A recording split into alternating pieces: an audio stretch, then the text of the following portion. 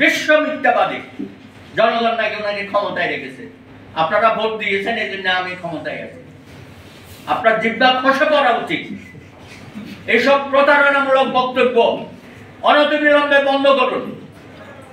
আপনার কারণে দেশে গজব হবে। এত মিথ্যাচার, এত অন্যায়, এত সোনার ট্রেনে তৈরি করেছেন আপনি। বেনজির আদেশ থেকে শুরু করে মতিউর কেনা সবটা আপনার পুষ্য, সব জায়গায়, প্রতিটা ক্ষেত্রে, প্রতিটা জায়গায়। সুতরাং আমার কথা হচ্ছে, আল্লাহর ওয়াস্তে আমাদের মাফ করে দেন। আপনি তাড়াতাড়ি ক্ষমতার থেকে বিদায় হন, না হলে আপনার পরিণতি হবে ভয়াবহ। পৃথিবীর কোন স্বৈর শাসক এক নায়ক শান্তিপূর্ণভাবে যেতে পারে না, এটা আপনিও জানেন, আমরাও জানি। সুতরাং ইতিহাস থেকে আপনি শিক্ষা নেবেন বলে মনে হয় না। আপনার কথা হচ্ছে আপনি যতদিন বেঁচে থাকবেন এভাবেই থাকবেন, এটা হয় না।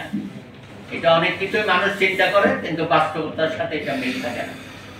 সাইফুল হক ভাই বলেছেন যে এই বছরে শেখ হাসিনার বিদায়ের জন্য যা যা করতে হয় আমরা সেটা করব। ধন্যবাদ।